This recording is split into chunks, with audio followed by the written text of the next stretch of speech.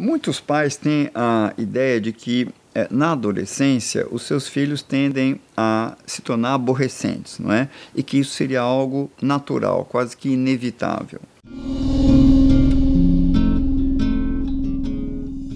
Essa ideia é muito reforçada por livros, revistas, mídia, né?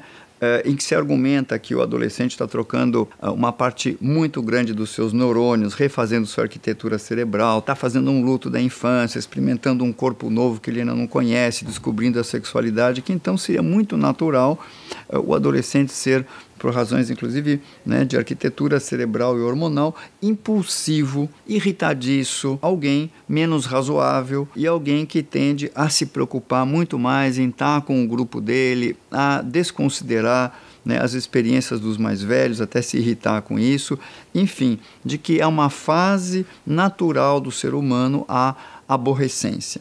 E que daí é preciso ter alguma paciência com isso e tratá-lo de uma maneira a levar isso em conta, acolher isso, etc. Essa naturalização desse tipo de comportamento e que depois há uma pseudociência que argumenta ainda reforçando esse tipo de comportamento, é um mito cultural que começou a ser construído a partir dos anos 60. Em mais de 5.000 anos de história, você não vai encontrar referência de que alguém entre os seus 13 e 17 anos é naturalmente um sujeito pouco razoável, aborrecido, mal-humorado. As pessoas na puberdade eram percebidos como pessoas absolutamente razoáveis e faláveis e abordáveis, que estavam empenhados junto com os outros a se preparar para a vida adulta. O que aconteceu? Que a partir dos anos 60, nós começamos a ter um fenômeno, quase que uma epidemia de aborrecência cada vez mais. Nesse período, algumas coisas importantes aconteceram. Eu quero destacar 4 com relação à adolescência. A primeira é que os filmes, as músicas, o marketing começou a estetizar o que é jovem e desestetizar, tornar feio, desagradável aquilo que fosse mais velho. Essa dicotomia não era algo presente na cultura. A partir dos anos 60, você vai ver cada vez mais ídolos de cinema, de música. O jovem é apresentado como descolado, bonito, e o idoso vai sendo cada vez mais mostrado como um sujeito conservador, menos ágil, mais feio e às vezes até patético. Houve também um certo culto à inovação ligada à rebelião. Pela primeira vez, você começa a segmentar as pessoas por faixa etária. Antigamente, as crianças estavam juntos com várias faixas etárias e com os adultos, realizando uma série de tarefas.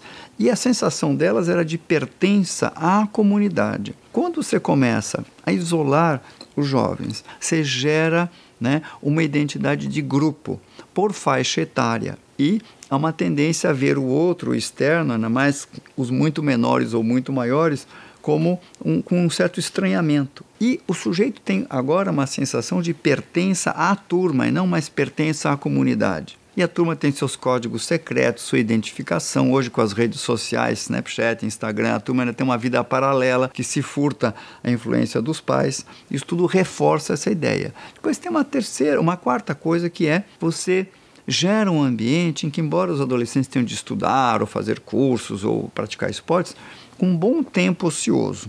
E aí você começa a construir artificialmente um modelo que induz a aborrecência. Porque você tem pessoas, de fato, com hormônios pingando pela orelha, de fato estão trocando muitos neurônios e tudo isso, mas você tem um ambiente que diz a eles: olha, o importante é pertencer à sua turma, muito mais do que pertencer à comunidade. Importante você se divertir. O jovem é que é o descolado.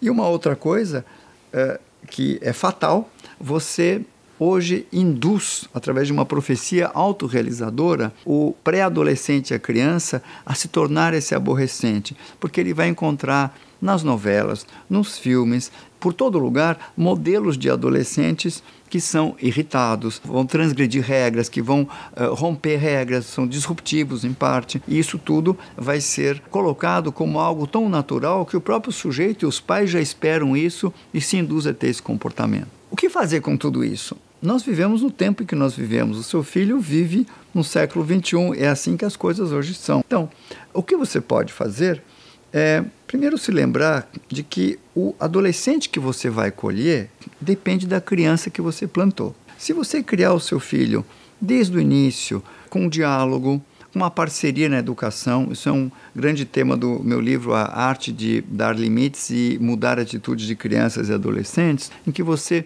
cuida desde o início de tratar com um certo respeito, com autoridade, mas não autoritarismo, o seu filho. Você muito provavelmente não vai ter um aborrecente, uma surpresa desagradável. Você vai ter alguém que, numa continuidade de parceria, conversa, confiança, você vai reencontrar na adolescência como alguém que continua dialogando com você e tendo essa parceria. Se você criou na base da carteirada, enquanto ele era pequenininho, ele te obedecia, mas você foi permitindo que a relação ficasse superficial, pouco profunda e muito baseada em comandos ou numa alternância entre não dar limites e de vez em quando ter um chilique e dar um castigo forte, você está preparando a sua difícil relação com o futuro aborrecente. Não precisa ser assim, não é o natural, não é o óbvio, dá para ser bem diferente.